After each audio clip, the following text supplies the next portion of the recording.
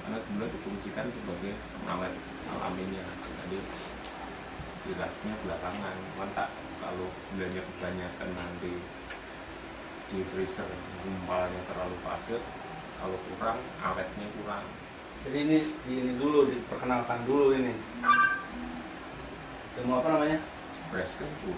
Beras kencur home industry buatan Apa itu mereknya? Ini apa? Warung Hoki. Warung Hoki Bapak Sugeng Wiono. Nanti bisa didapatkan di kontaknya Bapak Sugeng Wiono atau di warungnya. Nah, baru dibahas. Bedanya apa dengan jamu gendong biasa? Nah, bedanya apa dengan jamu gendong biasa? Ya coba dulu ya. Biar tahu bedanya. Ya kan, yang udah ngerasain kan bedanya gitu.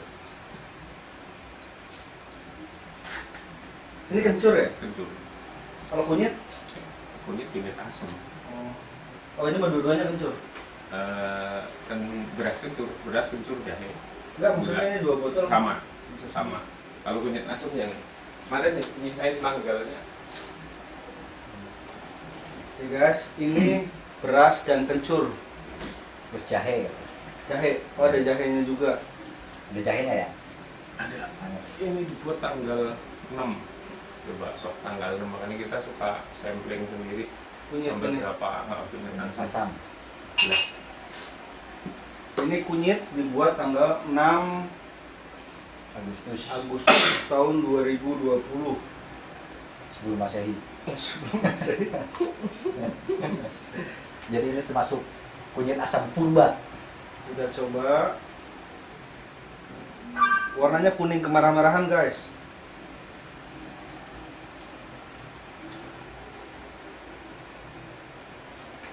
Sama yang diminum pas di mobil itu masih sama Pak, ada Sama. perubahan. Sama enggak sama sekali enggak pakai bahan pengawet karena gula ini kan bahan pengawet Tapi alami. ditaruh di kulkas ya?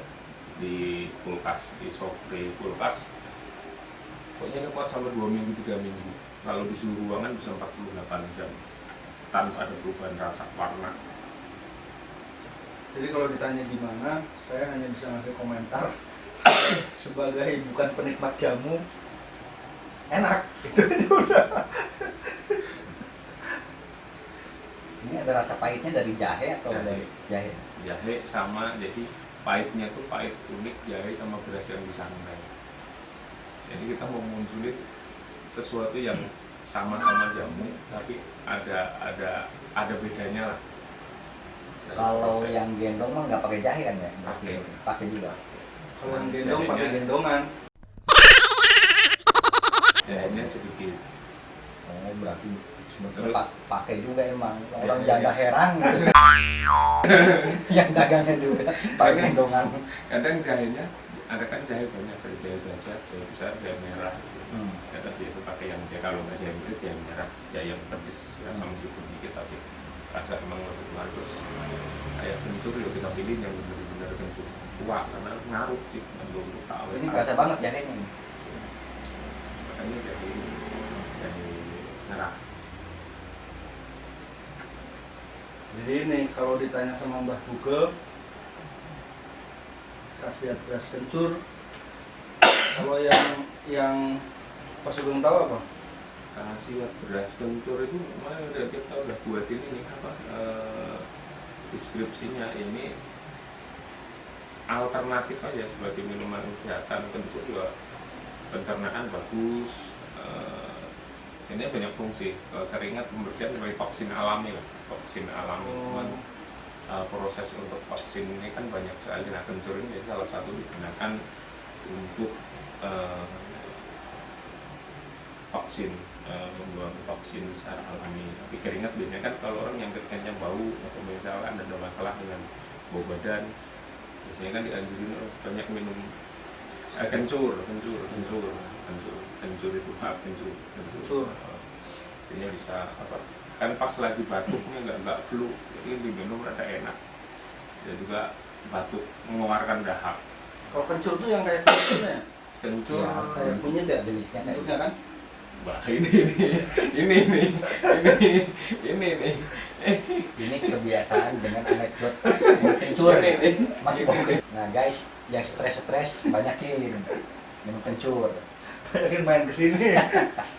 Kencur. Kalau berasnya beras kan biasa. Beras ya standar beras yang kita konsumsi, beras pembagian dari koperasi, beras Rejo Lele tapi versi koperasi karena gratis. Buat itu buat disangrai, beras direndam nggak lama, paling 3 Tapi jam. nggak beras khusus gitu. Sebenarnya harusnya beras khusus. Biasanya kalau memang lebih bagus lagi beras merah. Kalau nggak beras merah ada jenis beras kayak beras pandan wangi itu lebih bagus. Kan kalau mau lebih bagus beras merah, jadi warnanya juga nanti akan lain. Kalau disangrai dia lebih kepekat, jadi warnanya lebih pekat. Hanya apa ya, kita cari ya alternatif cuman yang familiar ini nanti rasanya akan ada rada pahit-pahitnya, keluarnya lebih banyak kalau pakai beras merah. Kita versinya yang universal yang biasa orang minum, cuman memang beda. Berasa banget emang lebih hangat. Itu kenapa anak kecil disebut, kalau apa mensifati anak kecil itu kenapa disebut bau kencur ya? Dipertanyakan. Apakah anak kecil dulu itu identik dengan kencur? Kan dicekok dulu. Oh. Kalau anak kecil itu kalau nggak doyan makan kan dulu dibikinin, kalau di Jawa dibikinin cekok. Nah, cekok itu isinya rempah-rempah termasuk kencur paling dominan. Jadi gini mungkin. Nafsu makan. Nafsu makan. Iya, Kayak anak kecil dulu itu karena sering dicekok, jadi memang identik dengan bau kencur itu ya. nah, bisa jadi seperti itu kalau Karena sudah sering dicekok gitu kan, bau mulutnya keluar bau kencur gitu, bau anak kecil nih gitu. jadi tentukan kayak biasa dipakai cekok kan kayak kurkuma. Cuman paling banyak kalau di daerah Jawa itu kencur, temulawak, nah, itu biasa itu. Terus sama ya ramu-ramu rempah-rempah yang lain biasanya. Kayaknya identik itu juga. Ini anak kecil kalau ketika lebam, memar, Dikunyain beras, kencur sama kencur. beras. Diburein, nah itu. Selalu bau kencur. Kencur. Saya ingat waktu kecil benjol. Pokoknya kepentok. Dikunyain ember. Bahkan ini masih berlaku sampai anak saya segede gitu, kadang kalau kepentok lebam gitu. Kadang-kadang meskipun dengan terpaksa dia diolesin karena hasil kunyan dia, terus dibilesnya 7 kali ya nggak apa-apa lah, yang penting sembuh. Nah, pengetahuan ini buat anak-anak milenial. Zaman dulu Jadi, itu pengobatan lebam itu pakai itu beras kencur. Sembuh kok bisa ya, tapi sembuh gitu. Apa hubungannya? Tapi sembuh gitu.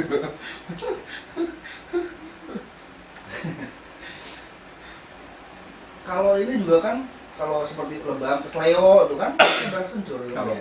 Kalau keseleo mah jahe, jahe. Beras kencur saya pakainya. Keseleo jahe. Digorehin itu di sini. Apa tuh namanya? Beras kencur Iya. kan? Beras kencur kan? Iya. Saya dulu, yang dipakai putih-putih. iya, Oh iya, itu bedak beras. Kencur juga. kencur kan? Bedak beras. Itu udah langka sekarang. Kalau dulu anak kecil itu, kalau di Jawa dulu saya masih ngalamin.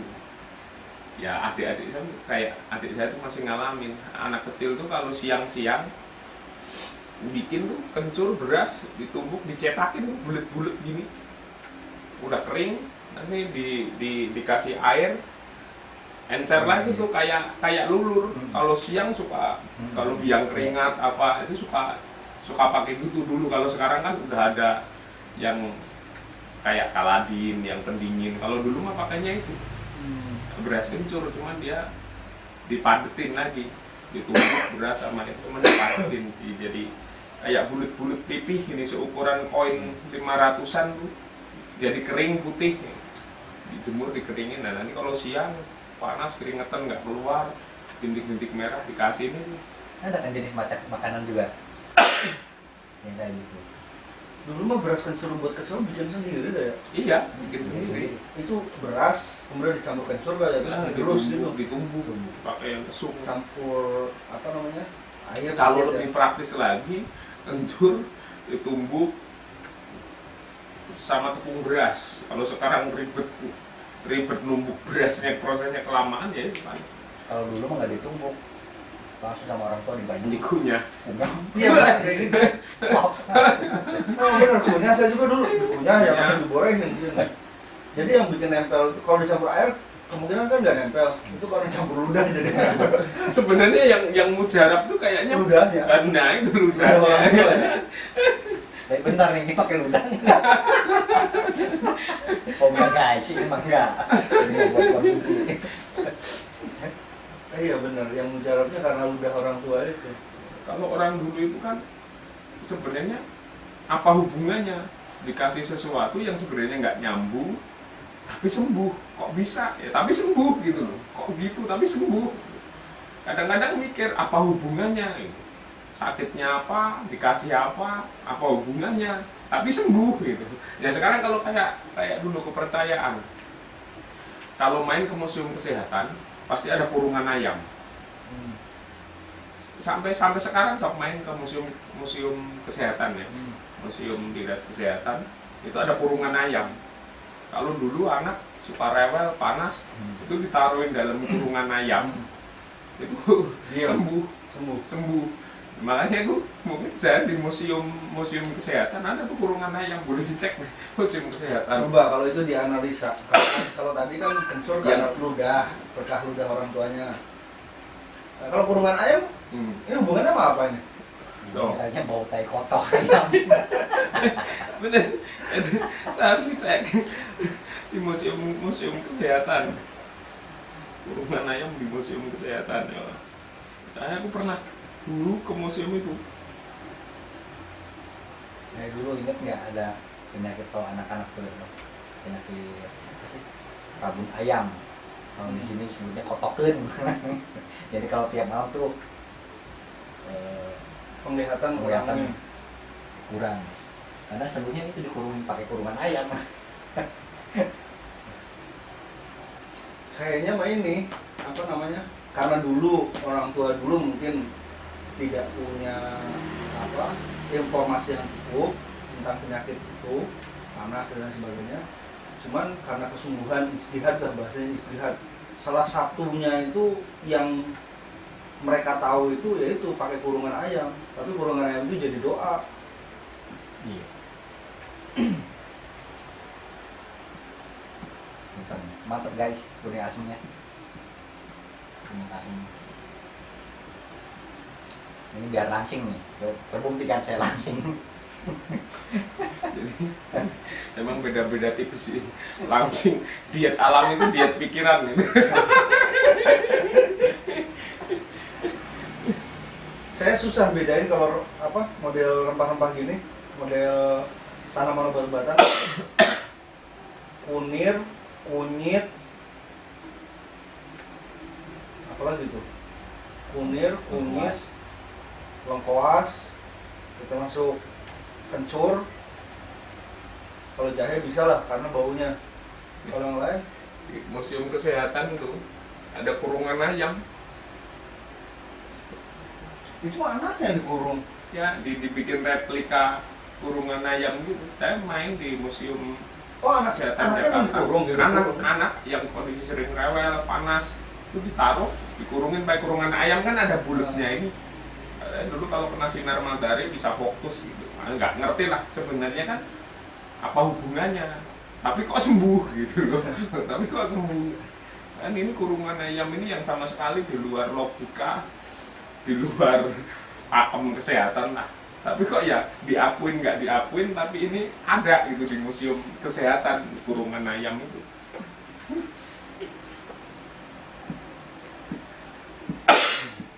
Ya itu aslinya sih ngajarkan sama kita obat itu non perantara. Ya setepat apapun obat, kalau belum waktunya sembuh ya nggak sembuh. Ya. Pernah dulu jadi di tempat saya itu di kampung kan sudah meninggal zamannya Mbah Ansmo atau apa namanya gitu. Itu orang datang apapun pasti dikasih air padahal itu air sumur aja, air biasa nggak diapa-apain, tapi banyak yang datang dan ngobrol-ngobrol tanya kenapa ya karena orang udah percaya dulu. Orang datang ke dia pasti bilangnya biasanya sembuh, pasti sembuh. Ya udah sembuh aja meskipun yang dikasih itu air aja karena sugesti. sugesti itu kadang-kadang imun itu kan timbul mensugesti dirinya sendiri.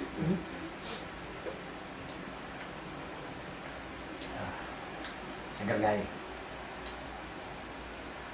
Jangan gaya tuh. Oh, guys. Cukup dia yang gaya mah.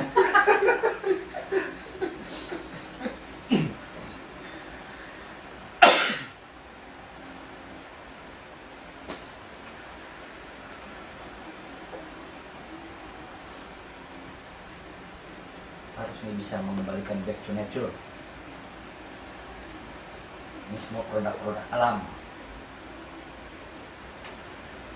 non kimia. Tapi tetap ya, yang raya pakai gasnya. Nyangre pakai gas. Karena sekarang kalau nyari kayu bakar, Oh, disangrai dulu. berasnya disangrai ya. Karena kita tujuannya Bedanya. untuk awetnya. Jadi kalau beras sebenarnya bisa nggak disangrai. Berasnya bisa lebih kerasa. Kelebihannya itu berasnya lebih kerasa kalau nggak disangrai. Tapi kekurangannya dia hanya durasi ketahanannya paling hanya sekitar 9-10 jam itu sudah maksain, terus udah timbulnya udah mulai asem. Sore aja kalau pagi bikin, sore udah mulai asem. Kalau prosesnya semua dipisah nih, kayak beras, kencur, gula itu dipisah sama-sama semua matang. Botolnya juga disteril dulu, masukinnya takarannya bener pas di takarannya kan ditakar ini dengan formula yang memang formulanya adalah, jadi biasanya ya udah pernah dipraktekin di suhu ruangan biasa gini 48 jam nggak ada perubahan warna rasa nggak ada. Kalau disimpan di kulkas bisa sampai 2 minggu lebih sebenarnya, cuman maksimal 2 minggu, tapi sebenarnya pernah dicoba sampai 3 minggu sebenarnya masih kita konsumsi. Tapi karena ini untuk produksi konsumsi orang banyak kan mungkin ketahanan orang beda-beda. Biasanya ketahanan maksudnya ini aja, kadang-kadang orang ngerasa udah lama sayang daripada obatnya ya expirednya dimajuin. Sebenarnya bisa tahan lebih dari itu. 1 minggu toleransi dari EPA itu sebenarnya masih layak dikonsumsi kalau ini.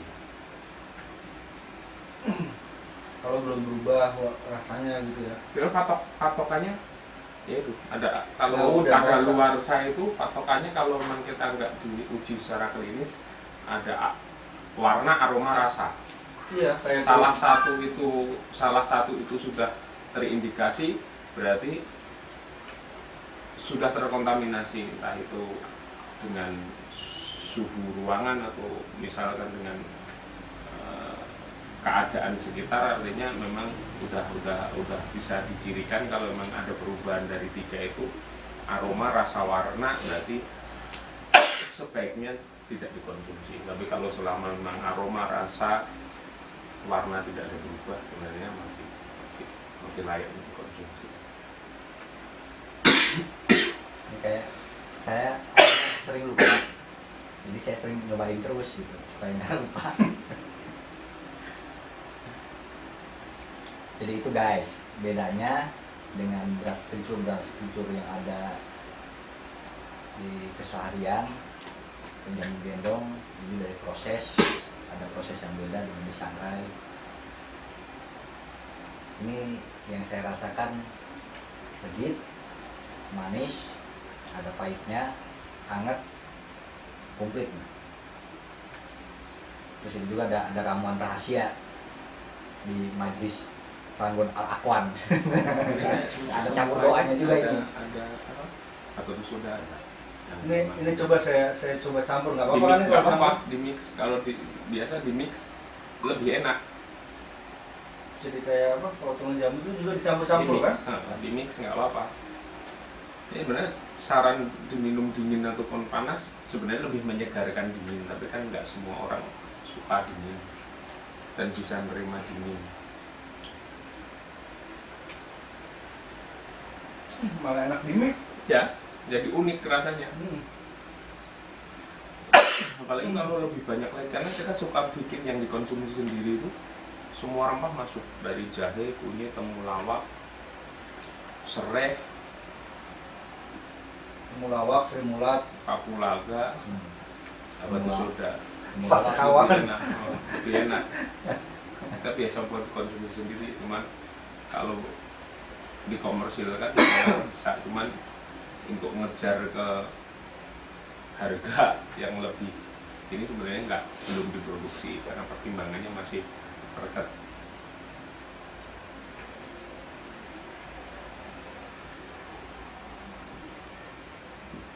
Sebenarnya yang bikin beda rasa pedesnya itu apa tuh soda?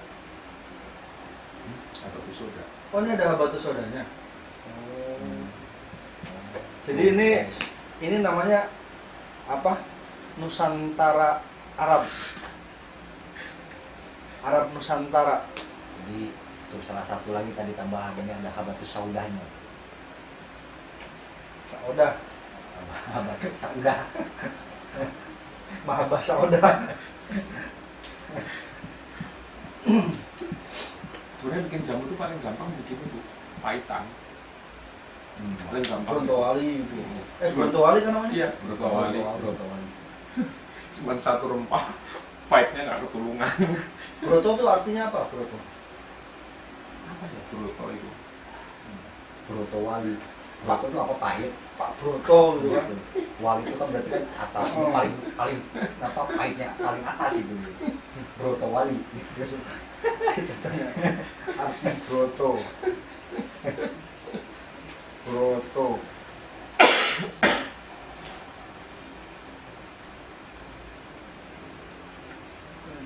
Arti nama broto.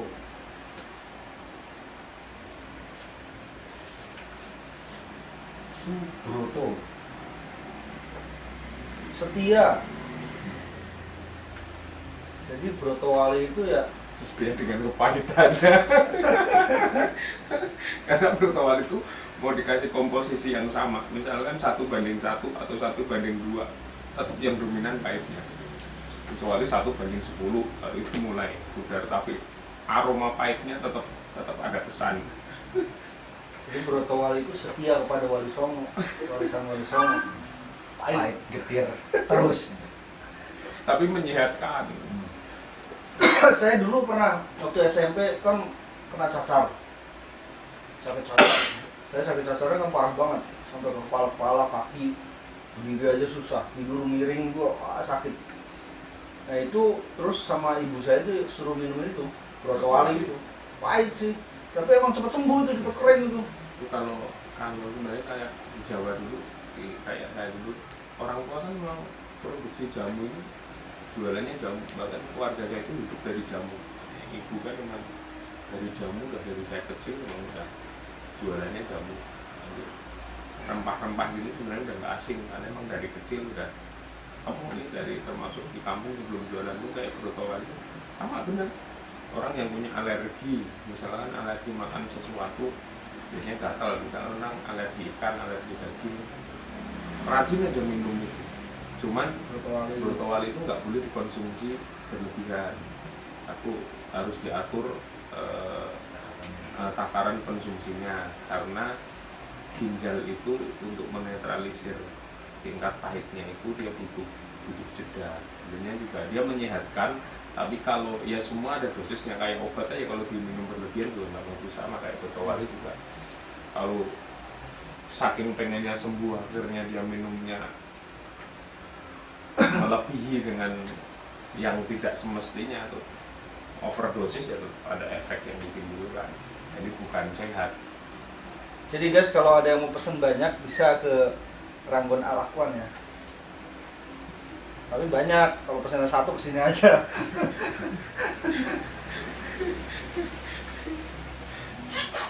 Saya lupa lagi rasanya.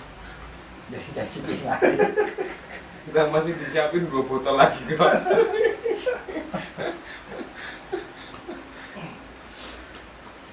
Coba ini mix. Ya jangan segitu dong, lebih banyak lagi. Takut terlalu langsing. Enak banget, segar ini. Sebenarnya pakai es lebih seger, cuman nggak punya es batu, kulkasnya juga nggak pernah diisi air dingin. Nikmat, menyehatkan. Bener nih kalau pakai es batu kayaknya enak. Lebih enak. Makanya Kalau yang dikemas di botol gini, saran penyajiannya lebih nikmat jika diminum dingin. Nah, kalau lebih nikmat juga di saat panas, hangat.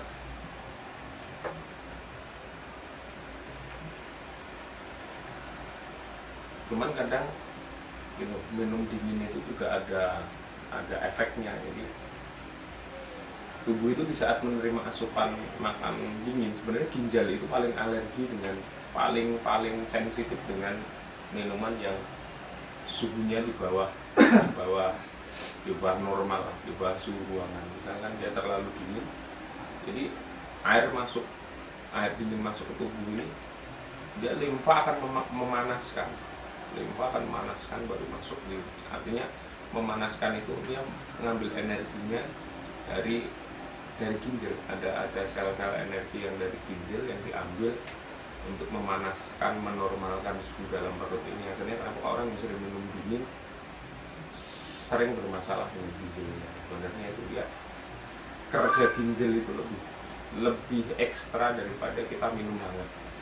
Sebenarnya minuman yang disarankan yang bisa diterima, paling baik diterima oleh ginjal yaitu minuman hangat. Nah, banyak dokter kan memang yang biasa disaranin konsumsi air putih, apalagi konsumsi air hangat, apalagi pagi. Ngeman ginjal. Kalau kemarin kita waktu pergi Pekalongan beras kencur bawa kan? Enggak, cuman kunyit, asam sama kopi.